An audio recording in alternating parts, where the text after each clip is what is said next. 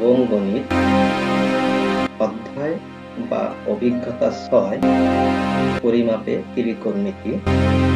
সুপ্রিয় শিক্ষার্থী বন্ধু, এই ত্রিকোণমিতির বলা যেতে পারে একেবারে প্রাথমিক যে বিষয় সেটি হলো ত্রিকোণমিতিক অনুপাত কি। এই ক্লাসটিতে আমি ত্রিকোণমিতিক অনুপাত নিয়ে আলোচনা করব। তোমার পাঠ্যপুস্তকের ১৪৪ পৃষ্ঠার অনুচ্ছেদ ৩-এ সমকোণী ত্রিভুজের অতিভুজ ও সন্নিহিত বাহুর অন্তর্বর্তী কোণের সাপেক্ষে বিভিন্ন বাহুর অনুপাতের কথা বলা আছে। অর্থাৎ এই যে সমকোণী ত্রিভুজ, তার অতিভুজ এবং এই সন্নিহিত বাহুর অন্তর্বর্তী এই যে থিটা কোণটা, এই থিটা কোণের সাপেক্ষে এখানে যে তিনটি বাহু রয়েছে, এই তিনটি বাহু নিয়ে যে বিভিন্ন অনুপাত তৈরি করা যায়, সেই অনুপাতগুলোর কথাই বলা হয়েছে।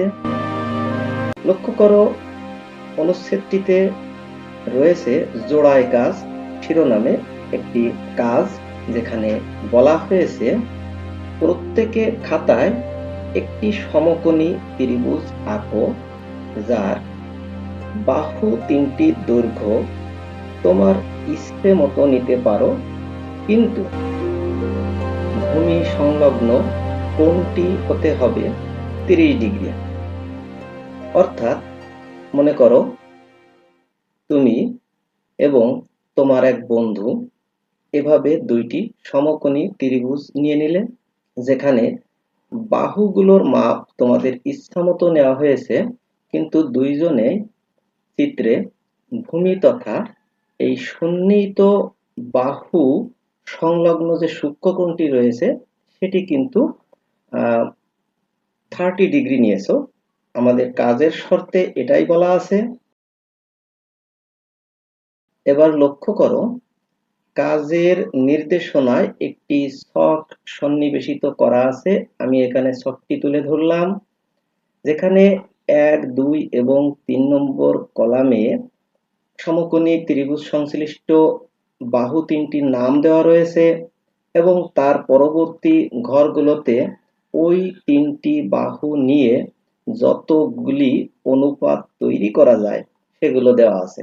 এখন নির্দেশনায় বলা রয়েছে তোমরা প্রত্যেকেই নিজ নিজ চিত্রের সংশ্লিষ্ট বাহুগুলোর দৈর্ঘ্য রুলার বা স্কেল দিয়ে পরিমাপ করবে। করার পর তোমার নিজের ছকে সেই মানগুলো সন্নিবেশিত করবে। মনে করো তুমি বিসি তথা সন্নিহিত বাহুর মান পেয়েছো 1.5 সেন্টিমিটার, বিপরীত বাহুর মান পেয়েছো 0.9 সেন্টিমিটার, অতিভুজের মান পেয়েছো 1.8 সেন্টিমিটার। অপরদিকে তোমার বন্ধুর প্রাপ্ত বাহুগুলোর দৈর্ঘ্য হলো যথাক্রমে যে 3, 1.8 এবং 3.6। তোমরা তোমাদের নিজ নিজ খাতায় সংশ্লিষ্ট অনুপাতগুলোতে যদি দৈর্ঘ্যের মানগুলো বসিয়ে দাও, তাহলে এভাবে তোমরা অনুপাতগুলোর মান পেয়ে যাবে। এখানে একটা মজার বিষয় লক্ষ্য করো যে তোমাদের পরিমাপকৃত বাহুর দৈর্ঘ্যগুলি ভিন্ন হওয়া সত্ত্বেও একটি নির্দিষ্ট অনুপাতের মান কিন্তু একই আসছে। অর্থাৎ এই যে সন্নিহিত বাহু বা অতিভুজের মান তোমার যেটা আসছে 0.83, তোমার বন্ধুরও কিন্তু আসছে 0.83। ঠিক একইভাবে প্রত্যেকটি অনুপাতের মানই একই আসছে। এবার লক্ষ্য করো,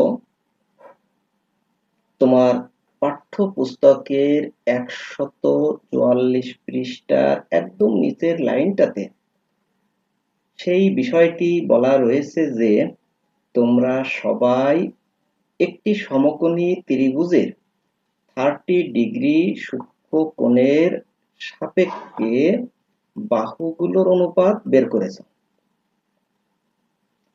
এবং বাহুগুলোর পরিমাপ বিভিন্ন হওয়া সত্ত্বেও অনুপাত একই হয়েছে। পরবর্তী পৃষ্ঠাতে বলা হয়েছে একইভাবে তোমরা যদি একটি সমকোণী ত্রিভুজের যে কোনো সূক্ষ্মকোণের সাপেক্ষে, অর্থাৎ এই 30 ডিগ্রির পরিবর্তে অন্য যে কোনো একটা সূক্ষ্মকোণ নাও এবং সেই সূক্ষ্মকোণের সাপেক্ষে বাহুগুলোর অনুপাত যদি বের করো, তাহলে দেখতে পাবে বাহুগুলোর পরিমাপ বিভিন্ন হওয়া সত্ত্বেও অনুপাত একই হয়েছে। অর্থাৎ আমরা যদি এখানে 30 ডিগ্রি না নিয়ে দুই বন্ধু 40 ডিগ্রি বা 60 ডিগ্রি বা যে কোনো একটা সূক্ষ্মকোণ নিয়ে কাজ করতাম, তাহলে বাহুগুলো এরকম ভিন্ন হওয়া সত্ত্বেও এই একই ঘটনা ঘটতো, অর্থাৎ অনুপাতগুলোর মান একই আসতো। এখান থেকে আমরা বলতে পারি যে কোনো আকারের সমকোণী ত্রিভুজের সন্নিহিত বাহু ও অতিভুজের অন্তর্বর্তী কোণের মান একই হলে ওই সমকোণী ত্রিভুজের বাহুগুলোর অনুপাত পারস্পরিক সমান হয়। কিন্তু সন্নিহিত বাহু ও অতিভুজের অন্তর্বর্তী কোণের মান ভিন্ন হলে অনুপাত ভিন্ন হয়।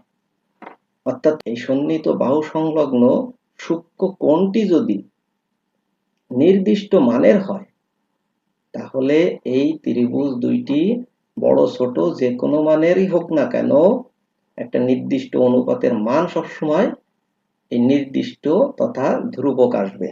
আশা করি বুঝতে পেরেছো। তারপরেও যদি কোনো কনফিউশন থাকে, আমরা বিষয়টি এবার একটু ভিন্নভাবে বোঝার চেষ্টা করি। লক্ষ্য করো, এখানে আমি এ ও এক্স একটি সূক্ষ্মকোণ নিয়েছি যার মান থিটা ধরেছি। এখন ও এর উপর যে কোনো দুইটি বিন্দু পি ও পি1 নিই। পি1 থেকে এই ও এক্স এর উপর যথাক্রমে পিএম এবং P1M1 লম্ব টানি। এতে কি হলো, এখানে দুইটি সমকোণী ত্রিভুজ তৈরি হলো, POM এবং P1 ও M1, যাদের একটি কোণ তো সমকোণ আছেই, অপর একটি কোণ কিন্তু সাধারণ কোণ। অর্থাৎ এই ও কোণটি দুইটি ত্রিভুজের ক্ষেত্রেই সাধারণ কোণ। তার মানে দাঁড়ালো এই দুইটি ত্রিভুজে দুটো করে কোণ পরস্পর সমান, একটি সূক্ষ্মকোণ অপরটি সমকোণ। আর আমরা জানি যে দুইটি ত্রিভুজের দুটো কোণ যদি পরস্পর সমান হয়, তাহলে অবশিষ্ট কোণটিও সমান হয়ে যায়। এর পরিপ্রেক্ষিতে ওই দুইটি ত্রিভুজ সদৃশ কোণী ত্রিভুজ হয়ে যায়। আবার এও জানি দুটো সদৃশ কোণী ত্রিভুজ কিন্তু পরস্পর সদৃশ, অর্থাৎ তাদের অনুরূপ বাহুর অনুপাত পরস্পর সমান হয়। এই বৈশিষ্ট্য কাজে লাগিয়ে আমরা এই POM এবং P1 ও M1 সদৃশ ত্রিভুজের যে কোনো দুইটি অনুরূপ বাহুর অনুপাত পরস্পর সমান লিখতে পারি। যেমন আমি এখানে PM এর সাথে তার অনুরূপ বাহু P1M1 এবং OP যে অতিভুজটা রয়েছে তার সাথে অপর ত্রিভুজের অতিভুজ OP1 এর অনুপাতটা সমান লিখলাম। এখানে সামান্য একটু ক্যালকুলেশন আমরা যদি এভাবে করি যে এই OPটা ডান পাশে রয়েছে, সেটা বামে আনলে নিচেই চলে আসবে। একইভাবে P1M1 নিচে আছে, এটা ডান পাশে গেলে উপরে যাবে। বা এভাবেও বলা যেতে পারে যে যেটা গুণ আছে সেটা বামে আসলে ভাগ হয়, আর বামে যেটা ভাগ আছে সেটা ডানে গেলে গুণ হয়। এবং দুটো অনুপাত যেহেতু পরস্পর সমান, সেই দুইটা অনুপাত সমান একটা ধ্রুবক আমরা ধরে নিতে পারি। একইভাবে এই চিত্র থেকে আরো দুইটি অনুপাত এভাবে আমরা তৈরি করতে পারি, সেটা লিখলাম। লেখার পরে আমরা লক্ষ্য করছি যে এই দুইটা ত্রিভুজের যে কোনো দুইটি অনুরূপ বাহুর অনুপাত সবসময় সমান আসছে। তার কিন্তু কারণ লক্ষ্য করো, আমরা প্রথমেই দেখিয়ে আসছিলাম যে এই দুইটা ত্রিভুজের একটা সূক্ষ্ম কোণ পরস্পর সমান।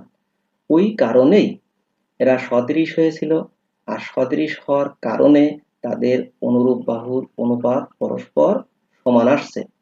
অর্থাৎ ওই একই কথা যে দুটো সমকোণী ত্রিভুজের সন্নিহিত বাহু সংলগ্ন সূক্ষ্ম কোণটি যদি সমান হয়ে যায় তাহলে তাদের অনুরূপ বাহুর অনুপাত পরস্পর সমান বা ধ্রুবক হয়ে থাকে। আর সেই ধ্রুবককেই ত্রিকোণমিতিক অনুপাত বলে। অর্থাৎ ত্রিকোণমিতিক অনুপাতের সংজ্ঞায় বলা যায় সমকোণী ত্রিভুজের একটি নির্দিষ্ট সূক্ষ্মকোণের সাপেক্ষে অনুরূপ বাহুগুলোর অনুপাত সবসময় ধ্রুবক হয়। সদৃশ ত্রিভুজের ধর্ম। এই ধ্রুবকগুলোকে ত্রিকোণমিতিক অনুপাত বলে। আমরা একটি সমকোণী ত্রিভুজ থেকে তার বাহুগুলো নিয়ে মূলত তিনটি অনুপাত পাই। পরবর্তীতে ওই তিনটি অনুপাতের ব্যস্তকরণ করলে আরো তিনটি অনুপাত অর্থাৎ মোট ৬টি অনুপাত পেয়ে থাকি, যাদের নামকরণ করা হয়েছে এভাবে। যে সূক্ষ্মকোণের সাপেক্ষেই নামকরণ করা হয় সেই সূক্ষ্মকোণটাকে এখানে উল্লেখ করা হয়। অর্থাৎ আমরা বলবো বিপরীত বাহুবাহী অতিভুজ, যেটার পূর্ব নাম ছিল লম্ববাহী অতিভুজ, এটার নামকরণ করা হয় এভাবে সাইন থিটা। একইভাবে cosine theta, tangent theta, cotangent theta, secant theta, cosecant theta, যাদের সংক্ষিপ্ত রূপ হলো sine theta, cos theta, tan theta, cot theta, sec theta এবং কোসেক থিটা, যেটা বর্তমানে সিএসসি দেওয়া হয়। তো বন্ধুরা, আশা করি কিছুটা হলেও উপকৃত হয়েছে। তাই যদি হয় তাহলে এরকম আরো ক্লাস পাওয়ার জন্য তুমি চ্যানেলটি সাবস্ক্রাইব করে না থাকলে অবশ্যই সাবস্ক্রাইব করে নাও, এবং তোমার বন্ধুদেরও যাতে কিছুটা হলেও উপকার হয় এজন্য শেয়ার করে চ্যানেলটির উপকারও করতে পারো। তো ধন্যবাদ।